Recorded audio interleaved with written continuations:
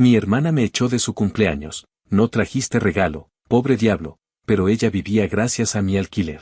Lo cancelé esa misma noche. Una semana después me envió un audio llorando. Mi hermana cumplió años a finales de septiembre y mis papás organizaron una fiesta en el salón de su edificio. Yo salí directo del taller todavía oliendo a grasa y con la camisa manchada porque había sido un día pesado, pero no quería llegar tarde ni dar excusas. Mi hermana llevaba más de un año viviendo en un apartamento que no podía pagar por sí misma y, desde que perdió su trabajo, fui yo quien se hizo cargo de gran parte del alquiler. Mis papás me lo habían pedido solo por unos meses, pero ya había pasado más de un año y ella no había movido un solo dedo para estabilizarse. Aún así, yo seguía pagando porque me daba pena que la sacaran del lugar. Confiaba en que iba a reaccionar. Me equivoqué. Cuando entré al salón, ella me vio desde lejos y puso esa sonrisa arrogante que siempre usaba cuando quería impresionar a alguien. Había varias amigas suyas que no conocía y su novio del mes. Apenas me acerqué, ella soltó en voz alta, frente a todos, que esperaba su regalo y que a ver si esta vez sí le alcanzaba para algo decente. La gente se rió como si yo fuera un chiste ambulante y yo sentí ese calor incómodo en la cara, mezclado con ganas de largarme. Me acerqué y le dije al oído que no trajera regalo porque esa mañana, como cada mes, ya había depositado el alquiler para que no la desalojaran. Ella ni se inmutó. Me miró con esa expresión de fastidio que usaba cuando alguien le arruinaba la noche y respondió que yo hacía eso porque quería y que no viniera a hacerme el mártir. Mi mamá escuchó la conversación y se metió solo para decir que no arruinara la fiesta, que dejara las cosas para otro momento. Como si fuera asunto mío que mi hermana hubiera decidido tratarme como si fuera basura frente a desconocidos. Intenté quedarme un rato, pero no podía ignorar la manera en que ella seguía presentándome con comentarios como que yo era el hermano que vivía como pobre, el que nunca sabía vestir bien, el que parecía que venía de trabajar en un basurero. El colmo fue cuando una amiga suya preguntó por qué yo no había llevado nada y mi hermana respondió, casi con orgullo, que yo siempre llegaba con las manos vacías porque era un tacaño por naturaleza. Me quedé ahí parado, sintiendo como me ardía el estómago, y me pregunté por qué demonios seguía sosteniendo a alguien que no solo no valoraba mi ayuda sino que encima se burlaba de mí por hacerlo. Pensé que tal vez yo mismo había provocado esto al no poner límites desde el primer día. Le di un beso rápido a mi mamá, hice como si tuviera una llamada importante y me fui. En el carro me quedé un momento sin arrancar, solo mirando el volante, tratando de entender cómo había llegado al punto de pagar el techo de una persona que me humillaba en su propio cumpleaños. La respuesta era simple, porque nunca había tenido el valor de decir que no. Esa noche, antes de dormir, cancelé el pago automático del alquiler. No lo hice con rabia, sino con una claridad que no había sentido en mucho tiempo. Le mandé un mensaje a mi hermana diciéndole que a partir del mes siguiente tendría que hacerse cargo de sus gastos porque yo no iba a seguir financiando una vida que ella no intentaba sostener. Lo leyó y no respondió. Durante los días siguientes, mis papás empezaron a llamarme para preguntarme si era cierto lo que había hecho. Mi mamá decía que mi hermana estaba muy angustiada, que cómo podía dejarla justo ahora que según ella estaba intentando volver a encarrilarse. Mi papá repetía que la familia estaba para apoyarse. Yo me limité a decir que había recibido demasiada falta de respeto durante demasiado tiempo y que no iba a seguir permitiéndolo. Ninguno quiso aceptar que yo había sido quien la mantuvo más de un año y que ella jamás tuvo una muestra de agradecimiento. Todo lo contrario, se había acostumbrado a verme como un cajero automático con patas. Una semana después, mi hermana finalmente reaccionó. A las 2 de la mañana recibí un audio suyo. Estaba llorando, mezclando frases sobre lo injusto que era que la dejara así, diciendo que no tenía ahorros, que la administración ya la había notificado del atraso y que si la desalojaban sería mi culpa. Hablaba como si yo hubiera firmado un contrato para sostenerla de por vida, como si la ayuda que le di fuera una obligación moral y no un favor enorme que ella había dado por sentado. Me dijo que solo había bromeado en su cumpleaños y que yo me había tomado las cosas demasiado en serio, que la familia no se abandona, que yo era su hermano mayor y tenía que estar para ella. Escuché todo de principio a fin sin sentir ni una pizca de culpa. Lo único que pensé fue que por primera vez en mucho tiempo la vida le estaba mostrando una consecuencia real. No le respondí nada esa noche. Solo apagué el teléfono y me dormí con la sensación rara de haber recuperado algo que no sabía que había perdido, mi dignidad. Y aunque sabía que las cosas se iban a complicar, también sabía que no iba a dar un paso atrás. A veces dejar de rescatar a alguien es la única manera de que aprenda a vivir sin pisar a los demás. Y yo estaba listo para dejar de ser el pendejo útil de siempre. Actualización 1. Habían pasado unos 4 días desde que recibí el audio de mi hermana llorando en plena madrugada y desde que cancelé el pago automático del alquiler. Ese tiempo fue suficiente para que la tensión en mi familia se volviera un ambiente denso, como si todos estuvieran esperando que yo diera marcha atrás por costumbre. Era lo que había hecho siempre, aflojar, aceptar, dejarme convencer, asumir que mi deber era cargar con lo que otros evitaban. Pero esta vez no sentía ni el más mínimo impulso de hacerlo.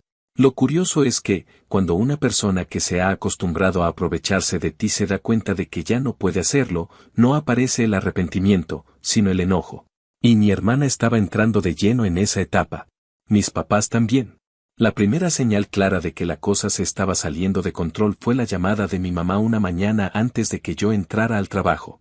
No era un mensaje, no era un comentario pasivo-agresivo, era una llamada directa, con esa voz entre preocupada y acusadora que solo usaba cuando quería que yo cargara con algo. Me dijo que había hablado con mi hermana y que estaba deshecha, que no entendía por qué yo había reaccionado de una manera tan drástica, que me había pasado de la raya. Yo intenté explicarle que no había sido drástico, que simplemente había decidido dejar de sostener algo que ya no era responsabilidad mía. Le conté que no solo me humilló frente a desconocidos, sino que además llevaba más de un año viviendo parcialmente de mi bolsillo sin siquiera agradecerlo. Ella respondió diciendo que mi hermana estaba muy presionada, que se había sentido señalada en la fiesta, que yo sabía que ella no maneja bien las emociones. Y lo peor fue cuando me soltó que uno no abandona así a la familia. Me quedé en silencio porque no sabía si reírme o enojarme. Era como escuchar una versión manipulada de los eventos, donde yo había sido el agresor y mi hermana la víctima indefensa. Mi papá también se involucró y, como siempre, apareció con su tono de autoridad moral que nunca aplicaba a mi hermana. Dijo que yo sabía que ella estaba pasando por una etapa difícil, que estaba intentando encontrar un nuevo trabajo, que tenía problemas de autoestima, que era normal que hubiera explotado en su cumpleaños. Yo le pregunté cuándo exactamente había intentado buscar trabajo, porque cada vez que yo le preguntaba, ella respondía con evasivas, o decía que estaba explorando opciones, o que estaba esperando a que la llamaran de un lugar donde ni siquiera había entregado solicitud. Él cambió el tono y, sin siquiera darse cuenta de lo absurdo que sonaba, me contó que ella estaba guardando dinero para hacerse un arreglo estético, que eso la ayudaría a sentirse mejor y que por eso andaba corta. Yo pensé que había escuchado mal. Le pedí que repitiera porque no me cuadraba la idea de que alguien que depende de mí para pagar un techo estuviera ahorrando para algo tan superficial. Me lo confirmó sin la menor vergüenza y añadió que yo debía entender que una mujer joven necesita sentirse bien consigo misma. Fue ahí donde entendí que la percepción que mis papás tenían de la responsabilidad era completamente distinta a la mía. Para ellos, mi hermana era alguien que debía ser protegida, cuidada, alimentada emocionalmente, financiada, cargada cuando fuera necesario. Y yo era la persona destinada a hacerlo sin chistar. Esa misma tarde decidí ir a hablar con mi hermana en persona, no para convencerla de nada, sino para dejar claro que mi decisión era definitiva.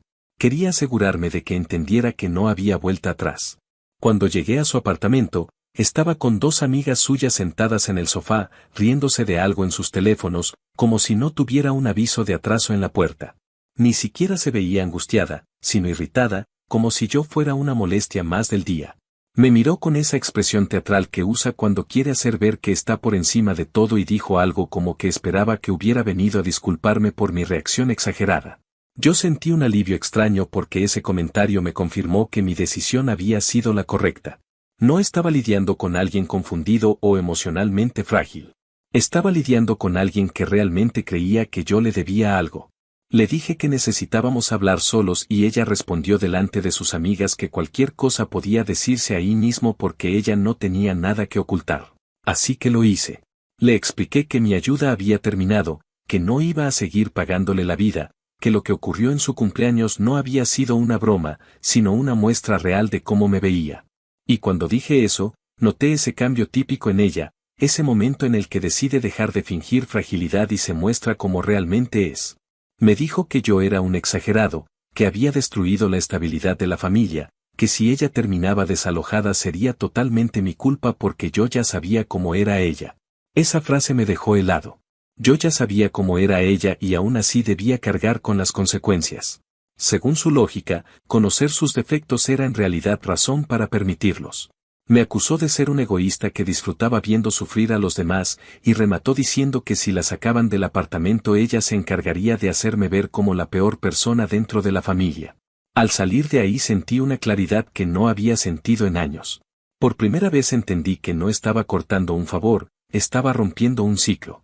No era ella solamente, era la dinámica completa. Mis papás estaban tan acostumbrados a que yo cediera que no sabían cómo manejar un límite real. Mi hermana estaba tan acostumbrada a que la rescataran que no concebía la idea de resolver algo por su cuenta. Y yo había sido tan pasivo tanto tiempo que ni siquiera reconocía lo dañino que era todo eso. Esa noche, mientras acomodaba mis cosas para el día siguiente, pensé en cómo había cambiado mi percepción en cuestión de una semana.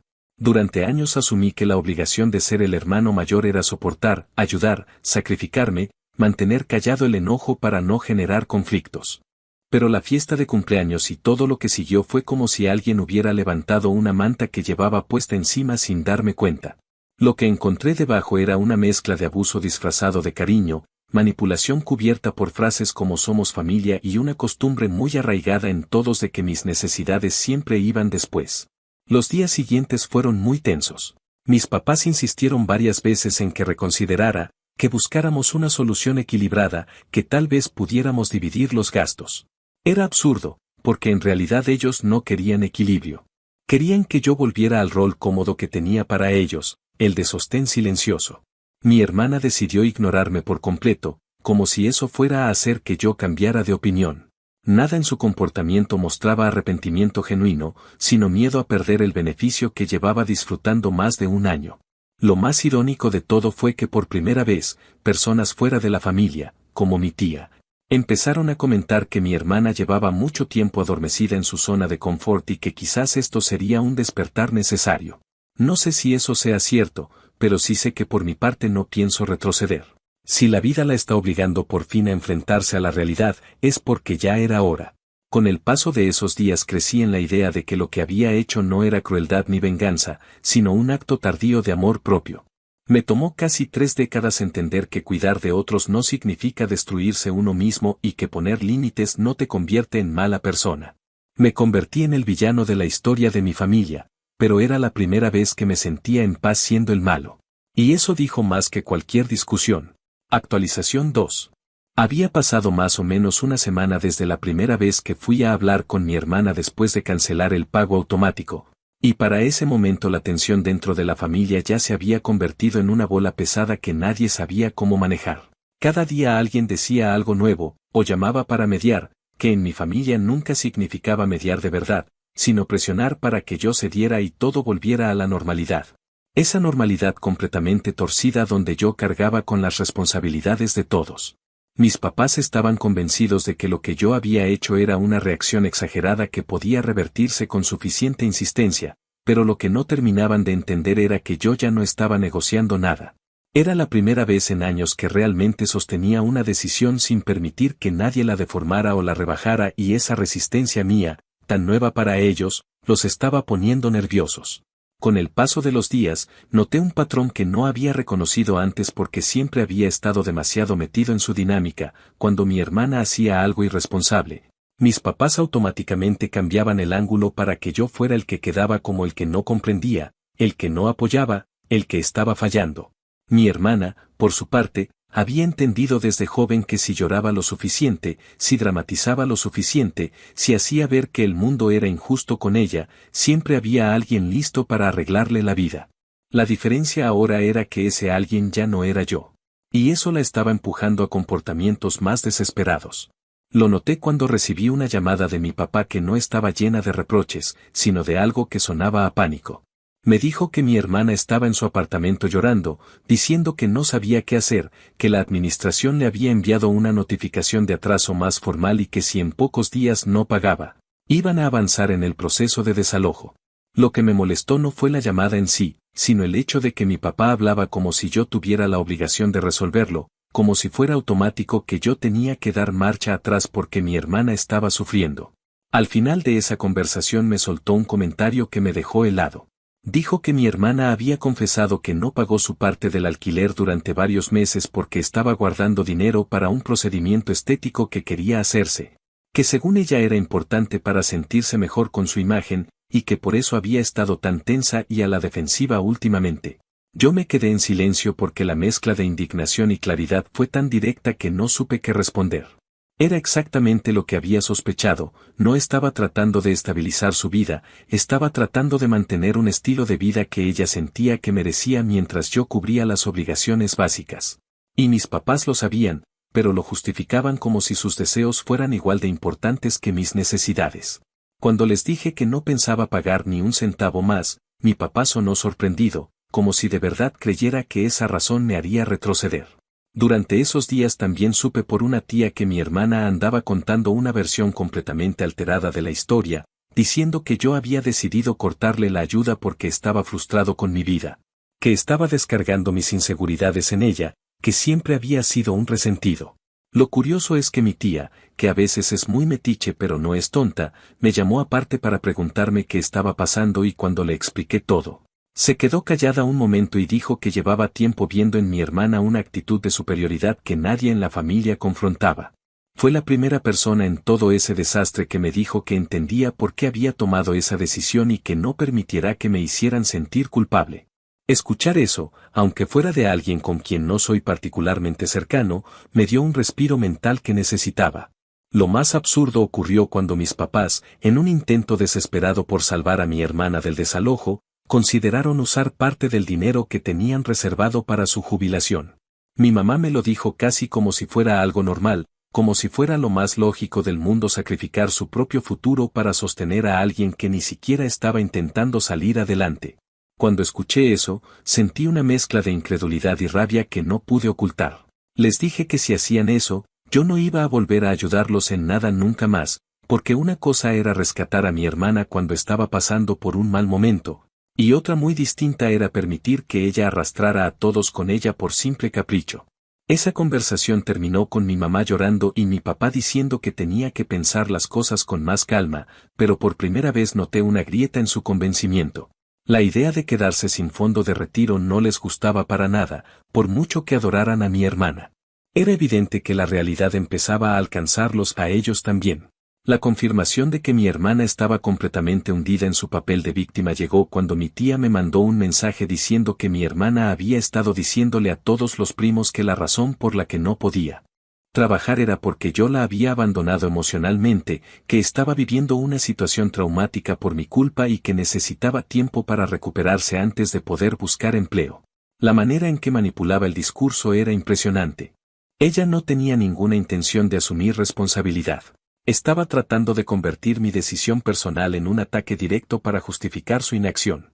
Y la parte más frustrante era ver cómo algunos familiares lo repetían como si fuera verdad. Me tuve que repetir varias veces que la opinión de terceros no cambiaba la realidad, pero igual era molesto. Mientras todo eso ocurría, mi hermana seguía sin dar señales de estar moviendo un dedo para resolver su situación. Y la administración, como era de esperarse, siguió avanzando con el proceso. En un punto incluso enviaron una carta más formal donde se detallaba la fecha límite para pagar lo atrasado o entregar el apartamento. Ese documento fue lo que terminó de romper la fachada de seguridad que mi hermana mantenía frente a mis papás. Mi mamá me llamó de nuevo llorando, diciendo que su hija estaba desesperada, que tenía miedo, que no podía dejarla a su suerte. Yo escuché en silencio porque ya no tenía nada nuevo que aportar. Le repetí que la decisión era final, que cada persona adulta tiene que enfrentar sus responsabilidades y que seguir sosteniéndola no hacía más que perpetuar el problema. Ella insistió en que yo estaba siendo duro, que era su hermana, que la familia tenía que estar unida. Yo respondí que la familia no significa sacrificar tu vida para que otro viva sin consecuencias. Con el paso de los días siguientes, la dinámica cambió un poco. Mis papás dejaron de presionarme tanto porque, aunque no lo dijeran abiertamente, ya estaban empezando a resentir la carga emocional que mi hermana les estaba imponiendo. Y mi hermana, al darse cuenta de que sus tácticas de manipulación no estaban funcionando, cambió de actitud. Ya no me enviaba audios llorando ni mensajes agresivos. Ahora optaba por el silencio pasivo, como si ignorarme fuera a hacer que me sintiera culpable. Pero ese silencio no tenía el efecto que ella esperaba. Lo único que hacía era darme más claridad sobre todo lo que había permitido durante tanto tiempo. Las semanas avanzaron hasta que finalmente llegó la notificación definitiva. Mi hermana tenía hasta el final del mes para pagar o entregar el apartamento. Y en ese momento, cuando ya no había forma de retrasarlo o maquillarlo, mi papá me llamó, no para pedirme dinero, sino para decirme que estaba preocupado porque mi hermana no tenía para dónde ir. Yo le dije que siempre existía la opción de volver a vivir con ellos. E irónicamente, esa opción, que muchas veces ofrecieron a medias para presionarme, ahora les parecía un problema real.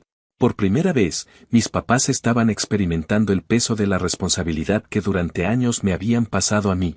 Ese día colgué el teléfono con una certeza que no había tenido nunca. Mi decisión no estaba destruyendo a mi familia. Solo estaba revelando algo que ya existía desde hace años, una estructura de dependencia emocional y económica donde yo era la base. Y si yo dejaba de sostenerla, todo tambaleaba. Pero eso no era mi culpa, era el resultado de una dinámica enferma que había durado demasiado. Y aunque la situación todavía estaba lejos de resolverse, por primera vez me sentí completamente firme en que no iba a retroceder. A veces la caída es necesaria para que alguien aprenda a caminar. Y mi hermana estaba cayendo. Era inevitable. Y, aunque sonara cruel, también era justo. Actualización final. Había pasado un mes desde que recibí aquel primer audio llorando a las 2 de la mañana y desde que toda esta situación comenzó a desmoronarse frente a mis ojos. Durante ese tiempo, la fecha límite que la administración había dado para que mi hermana pagara lo atrasado o entregara el apartamento se fue acercando como una sombra cada vez más grande. Yo no me involucré en nada directamente. No era mi responsabilidad resolverlo y ya había tomado la decisión de no volver a actuar como la solución automática para cualquier problema que ella provocara. Sin embargo, no puedo negar que observé todo desde cierta distancia con una mezcla de cansancio, curiosidad y una especie de resignación tranquila. Era como si finalmente la vida estuviera acomodando las piezas que durante años mi familia había intentado mantener sostenidas con hilos demasiado frágiles. Unos días antes de la fecha límite, mi hermana finalmente se quebró frente a mis papás. Yo no estuve ahí, pero me enteré por ellos. Mi mamá me llamó llorando, diciendo que mi hermana estaba desesperada, que había intentado negociar una extensión con la administración y que la administración había sido clara en que no iba a haber más tiempo. Mi mamá hablaba como si la administración fuera una entidad cruel que disfrutaba viendo sufrir a la gente, cuando en realidad simplemente estaban siguiendo un proceso que existe para todos los inquilinos. Para ella, todo era injusto, todo era un ataque personal. Mi papá, por otro lado, se escuchaba agotado, como si finalmente estuviera entendiendo que la situación no era un malentendido ni un castigo externo, sino el resultado directo de años de evitar confrontar la irresponsabilidad de su hija. No me pidió dinero esta vez, lo cual me sorprendió. En lugar de eso, me dijo que temía que mi hermana no supiera manejar la situación emocionalmente. Yo no sabía si eso era cierto o simplemente otra forma de mantener la narrativa de fragilidad alrededor de ella, pero me limité a escuchar. La solución obvia era que ella volviera a vivir con ellos, pero esa decisión no era tan simple para ellos como siempre la habían presentado. Durante años usaron la amenaza de tu hermana puede volver aquí, pero no queremos eso para ella como una forma de presionarme para seguir ayudándola. Ahora que ya no había más opciones, la idea se volvió realidad y ellos mismos parecían asustados. Mi mamá decía que la casa se había vuelto demasiado tranquila desde que mi hermana se mudó, que volver a tenerla implicaba revivir viejas dinámicas, viejos conflictos y viejos hábitos. Mi papá no lo dijo directamente, pero se le notaba en la voz la preocupación económica que implicaba tener una boca más que alimentar y una persona más que mantener. No porque ellos no pudieran, sino porque sabían que mi hermana no llegaría aportando nada, sino demandando todo. La noche en que mi hermana terminó oficialmente el contrato con la administración y entregó sus llaves del apartamento, me envió un mensaje largo que empezó con un tono lastimero y terminó convertido en una acusación velada. Decía que esperaba que algún día yo entendiera lo que significa estar realmente solo, que no deseaba que me pasara, pero que ella sabía que la vida siempre termina cobrándole a uno las decisiones egoístas. Lo interesante fue que, mientras lo leía, no sentí nada. Ni culpa, ni rabia, ni satisfacción. Era como si hubiera llegado al punto en el que las palabras simplemente resbalaban. Ella seguía viendo todo como un castigo de mi parte, incapaz de reconocer que lo único que había hecho era dejar de sostenerla. Le respondí con un mensaje cortés, pero firme.